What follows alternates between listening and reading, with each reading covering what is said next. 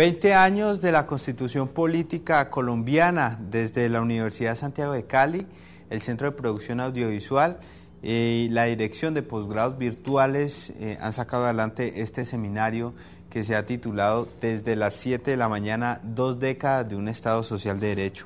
Nos acompaña en el set el doctor Carlos Felipe Rúa Delgado. Él es docente de la Universidad Santiago de Cali, magíster en educación superior y lógicamente abogado de esta institución.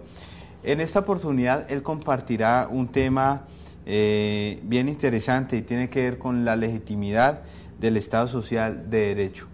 Doctor, bienvenido. Muchas gracias, Bernardo, muy amable. Bueno, doctor, háblenos cómo se puede concebir la legitimidad del Estado a partir de la Constitución de 1991. Sí, la Constitución de 1991 cambia todo el paradigma del Estado colombiano tal y como se venía concibiendo desde que nació la República, desde la época republicana, desde 1810.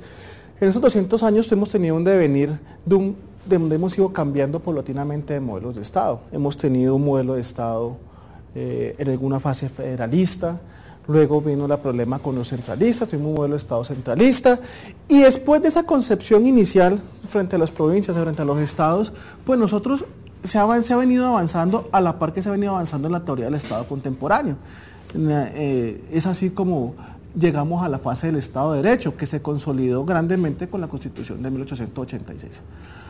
Aunque suene manido lo que estamos pensando en este momento, efectivamente esa Constitución no interpretaba los intereses y no interpretaba el sentir, el quehacer del ciudadano de hace 20 años, el ciudadano de 1990, de 1991, que entraba a una nueva época, que entraba a un modelo, a un modelo donde el mundo que se conocía, la guerra bipolar, la guerra fría, se acaba de derrumbar el muro de Berlín, estábamos en plena apertura económica, estábamos haciendo la transición hacia la sociedad del conocimiento, y entonces ese Estado no cumplía, que estaba plasmado en la Constitución de 1886, que estaba concebida en la Constitución del 86, no estaba cumpliendo con las características, con las condiciones, con el sentir de los ciudadanos en ese momento, con esa población.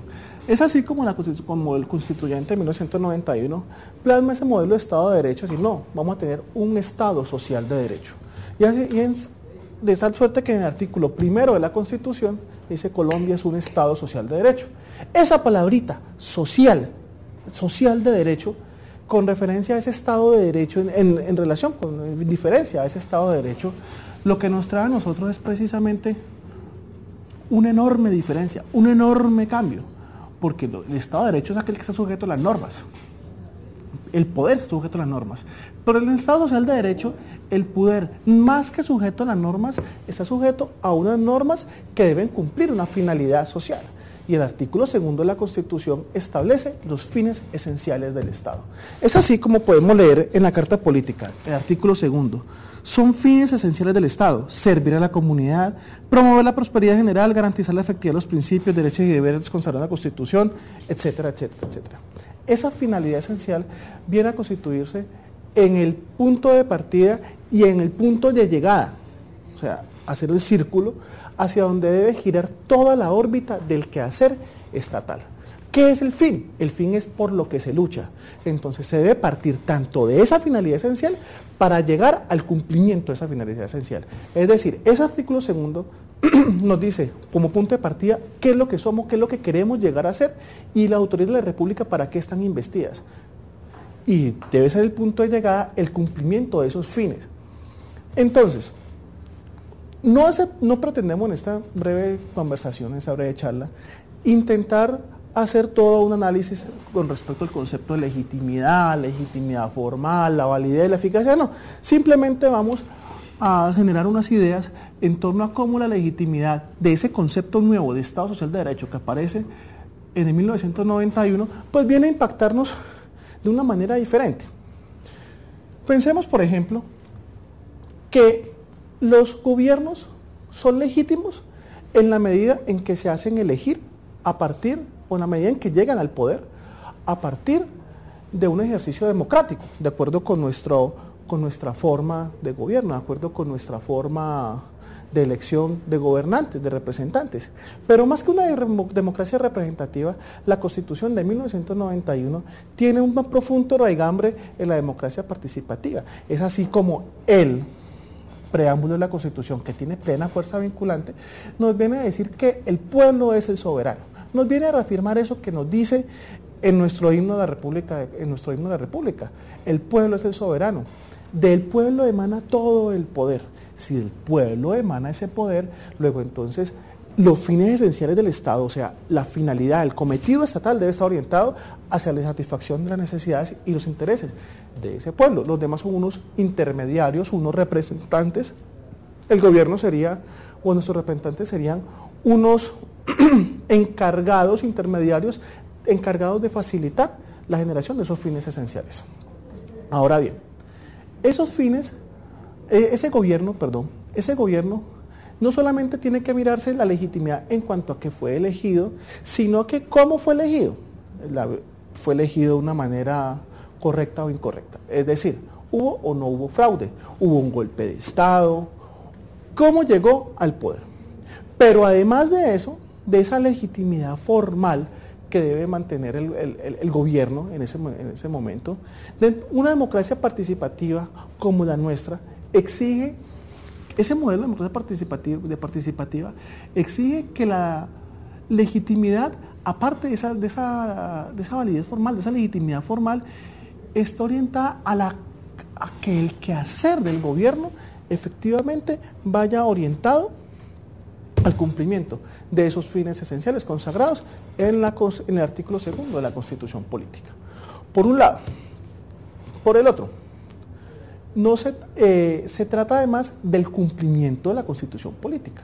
Por eso cuando hace algún tiempo se escuchaba hablar con alguna frecuencia, por ejemplo, del estado de opinión y de la dictadura de las encuestas, pues entonces, por encima incluso de nuestra tradición jurídica, por encima incluso de nuestro texto constitucional, de nuestro texto superior, pues ahí habríamos de encontrar algunos serios inconvenientes, porque no podríamos pensar que el hecho de tener una buena aceptación popular, del hecho de marcar bien o muy bien en unas encuestas, pues ya de por sí es suficiente para que entonces podamos hacer lo que queramos y no podamos mantener el cumplimiento de los fines que la propia Constitución es la que nos está dando, la que nos está diciendo que debemos cumplir. Es decir, el quehacer de un gobierno debe estar orientado hacia el cumplimiento de esos fines. Las políticas públicas deben estar orientadas hacia el cumplimiento de esos fines. No se trata simplemente de hacer lo que políticamente para mí como gobernante represente un rédito importante políticamente dentro de mi imagen popular. La imagen es importante porque va a mirar una dimensión sociológica y me va a decir, hombre, este señor goza del afecto popular porque está haciendo las cosas bien. Pero no podemos caer, repito, en la dictadura de las encuestas o en la dictadura porque marco bien, porque soy una persona popular, porque tengo 80 y pico, 70 y pico de % de aceptación, entonces ya puedo hacer lo que quiera. Ese famoso estado de opinión pues va a minar efectivamente la legitimidad del Estado. Igualmente la legitimidad del Estado va enteramente ligada con el concepto de eficacia. ¿Cómo es que las normas que se aplican, las políticas en su dimensión sociológica, cómo van a impactar realmente en la población, en la comunidad? Porque, repito, y aunque suene a un círculo vicioso que estamos haciendo, efectivamente, toda política, todo quehacer del Estado debe ir orientado al cumplimiento, a la satisfacción de los fines esenciales, que son lo que el constituyente consideró que son nuestras más grandes necesidades como Estado, nuestras más grandes necesidades como población, como nación, el fortalecimiento, la promover la prosperidad general, etcétera, etcétera, etcétera, que es lo que leímos ahora, y es que se encuentran consagrados en el artículo 2 superior. Así las cosas, si un gobierno, por ejemplo, es muy popular, pero vemos que los índices de pobreza y la desigualdad social y el poder adquisitivo, cada vez el poder adquisitivo y el salario bajan y la pobreza sube y la desigualdad social sube, pues entonces, por muy popular que sea el señor presidente o el gobierno de turno, por muy popular, por muy 80 puntos que marque, pues no va a gozar de una legitimidad emanada directamente dentro del concepto del Estado Social de Derecho, dentro de esa cláusula general de Estado Social de Derecho, que es la que nos trae a la Constitución de 1991, como un nuevo paradigma de Estado. ¿Por qué? Porque aunque marque muy bien, pues no está cumpliendo, no está agotando directamente con los fines esenciales para los cuales está investido. La investidura del poder va orientada precisamente al agotamiento de esos fines, a nuestra cláusula general de Estado Social de Derecho, que no es otra cosa, reitero, que mirar todo el quehacer del Estado en función de lo social. Y aunque lo social pueda parecer muy etéreo, pueda parecer muy borroso, muy difuminado, lo social es precisamente pensar primero en las personas, antes que en la validez formal de las normas. Recordemos que dentro de nuestra historia republicana más o menos reciente, Colombia vivió cualquier cantidad de años sometida a un estado de sitio, a un estado extraordinario, un estado de excepción que dejó de ser la excepción, pues verse la regla, y por cuenta de un conflicto interno. Y Colombia permaneció varias décadas con restricción de derechos, con civiles juzgados por tribunales militares, etcétera, etcétera, etcétera, haciendo en claro desmedro de las garantías constitucionales y de las garantías de los derechos humanos de las personas de ese momento. Es decir, nuestro Estado se desnaturalizó de tal manera que la excepción, que era vivir para momentos de clara tensión, de claro conflicto, de clara situación de zozobra, se volvió la regla general, y entonces todos nuestros derechos fueron coartados.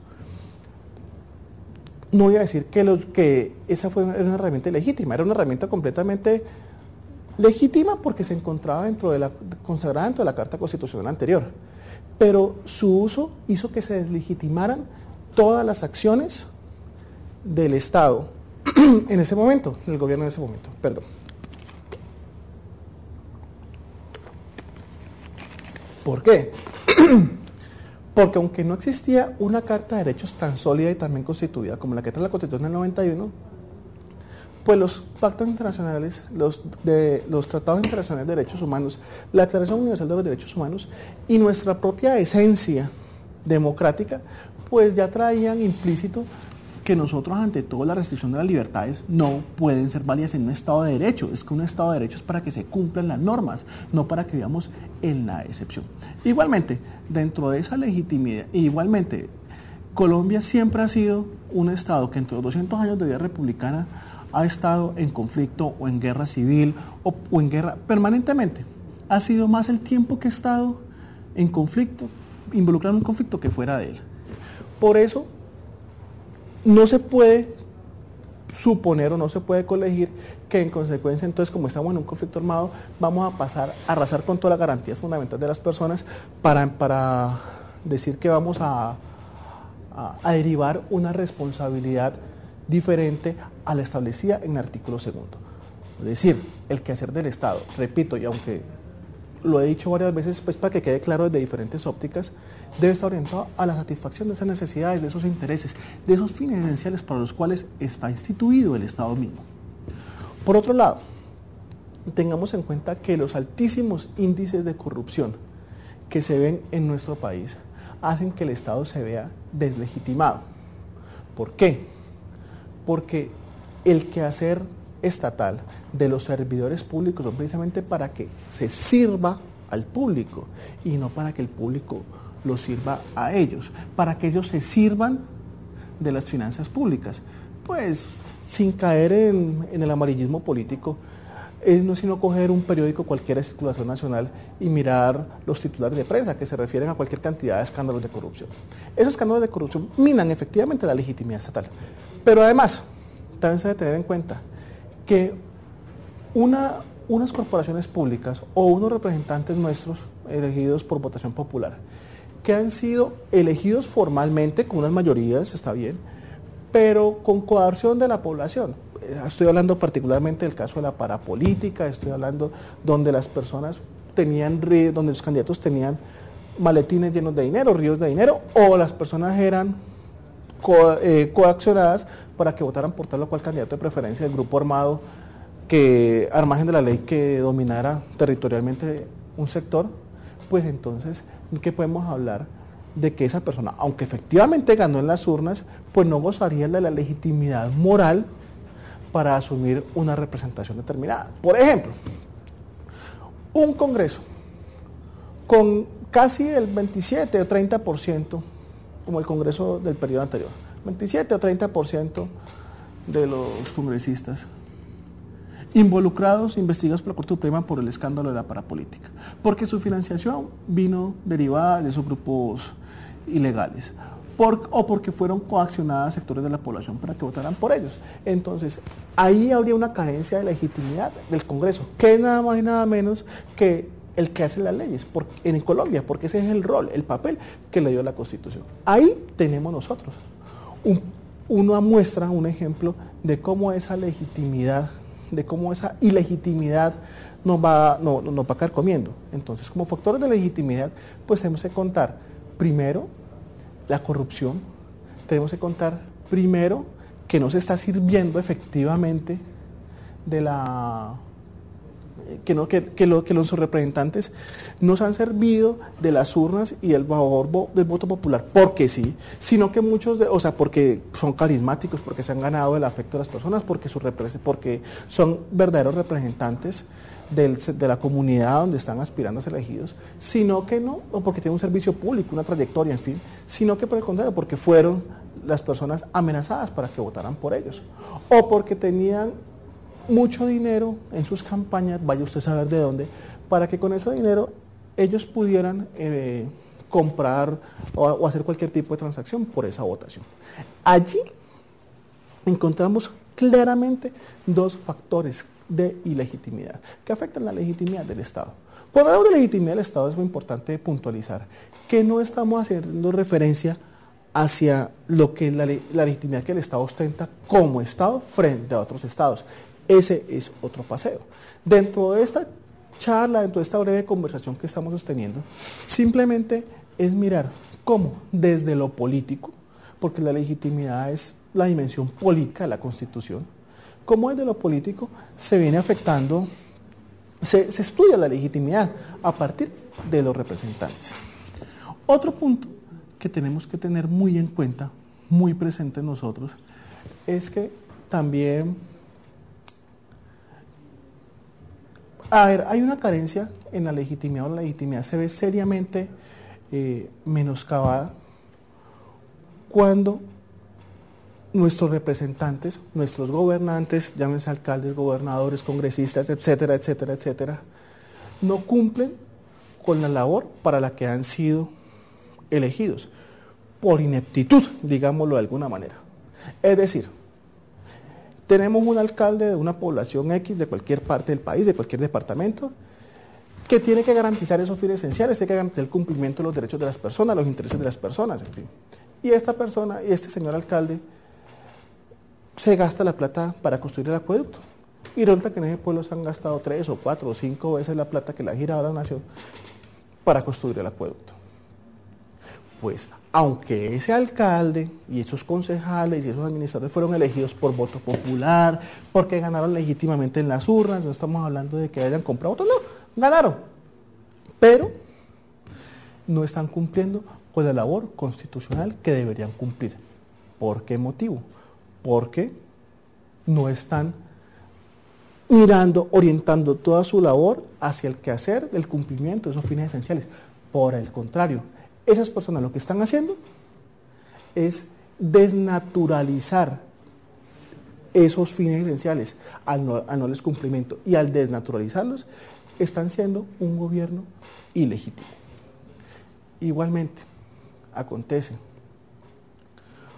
con las personas que llegan a los cargos públicos con problemas en su elección, es decir, compraron votos, llegaron de una u otra manera con problemas en su elección, con problemas de fraude electoral, y eso es más común de lo que nosotros creemos. Allí se presenta una situación de ilegitimidad formal, palmaria, directa.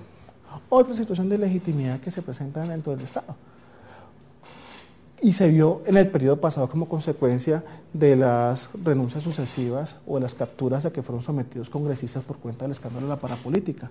Personas que no cumplían con el número de votos necesario para llegar a acceder a una representación al Congreso de la República, pues estaban dentro de la lista bien abajo, y como los de arriba fueron saliendo porque fueron capturados o porque renunciaron para dedicarse a sus procesos judiciales correspondientes, en fin, pues llegaron. Y entonces nosotros tuvimos congresistas con una muy baja votación, haciendo una representación de todos nosotros. Es por eso que el constituyente y el legislador han previsto que en nuestro medio colombiano nosotros tengamos unos quocientes, tengamos que la curul se acceda después de pasar de que el movimiento o partido político traspase unos umbrales, después de que se llegue a unas cifras repartidoras, para garantizar que la persona que llegue efectivamente interpreta un fervor popular, interpreta efectivamente un grupo importante de personas que han votado por él y que lo que hace que lo legitime formalmente. Pero si una persona, por ejemplo, con 500 o con 1000 votos ya es senadora, menos de los necesarios para elegir a un concejal de un pueblo muy pequeño, pues entonces ahí ya vamos a mirar que si esta persona con 500 votos, pues entonces hay un problema de legitimidad formal. Esos son algunos aspectos que afectan nuestra ilegitimidad, que afectan nuestra legitimidad dentro del Estado Social de Derecho. Recapitulemos y miremos lo siguiente entonces. El Estado Social de Derecho es el nuevo paradigma, el nuevo punto de referencia que trae la Constitución de 1991. Y es tal vez el aspecto más importante de la Constitución, más novedoso, porque implica un cambio en el modelo de Estado. Ese modelo de Estado, esa novedad en el Estado Social de Derecho, nos va a implicar a nosotros que todo el quehacer del Estado se va orientado hacia lo social. Pero lo social no es un concepto abstracto, un concepto etéreo, sino que lo social es precisamente el cumplimiento de los fines esenciales que el constituyente consideró que son los intereses y fines que se requiere, que las personas, que la comunidad requiere en ese momento. Pero esos fines esenciales son el punto de partida porque es la bitácora hacia donde se quiere orientar todo el quehacer del Estado, pero también es el punto de llegada. ¿Y por qué es el punto de llegada? Pues porque es el camino que se debe recorrer para llegar a esa meta que es efectivamente la prosperidad general y todo el acceso a los servicios públicos y todo el cumplimiento de lo que está definido por la Constitución en su artículo 2 como fines esenciales. Algunos otros autores los llaman cometidos estatales, pero la definición, el nombre que le da la Constitución es los fines esenciales del Estado. Pero además, ello no se puede realizar, pero ello se hace porque Colombia es un Estado democrático, participativo, pluralista. Nuestra democracia es de tipo participativo. Dejamos atrás una democracia representativa para meternos de lleno en una democracia de tipo participativo.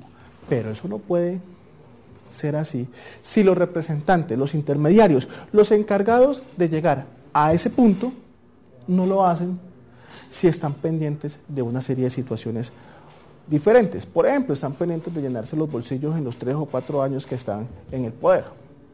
Eso empieza a afectar la legitimidad. Por ejemplo, si llegan al poder para ejercer el mismo poder, al poder por el poder, y entonces, por ineptitud, le digo yo para no generar suspicacias, no se cumple con esa finalidad.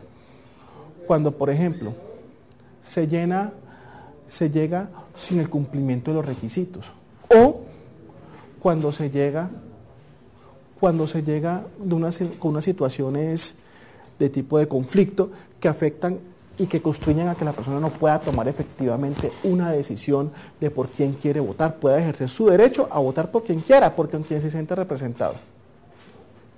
Así las cosas, nosotros no podríamos derivar que en Colombia la legitimidad del Estado es plena en las instituciones porque no se vislumbra un real cumplimiento de esos fines esenciales del Estado. Es decir, la corrupción campeante, problemas de legitimidad en el legislativo, en el ejecutivo, vínculos no santos por una y otra parte, pues hacen que cada vez se vaya minando más esa legitimidad que deben derivar nuestros representantes en cumplimiento de esos fines esenciales. Más o menos esta era una simple conversación, una simple charla, sin profundizar mucho en teorías de tipo político, teorías del Estado. Más unas reflexiones sobre lo que es la legitimidad y los factores de legitimidad en el Estado Social del Derecho. Son tan importantes que, por ejemplo, a nivel mundial la revista Foreign Policy tiene a partir de esos factores unos y de otros, que tienen que ver con el cumplimiento de lo que aquí se llaman fines esenciales, allá lo llaman factores de legitimidad y de validez, un listado que hacen anualmente de estados fallidos, estados fracasados, estados débiles. Y donde Somalia siempre es como el referente del peor estado del mundo, el primer lugar de esos estados fallidos. Así las cosas, pues espero que les sirvan, que hayan tomado esas palabras con afecto, con cariño. Muchas gracias por estar aquí acompañándonos a celebrar los 20 años de la Constitución Política. Muy amable, muchas gracias.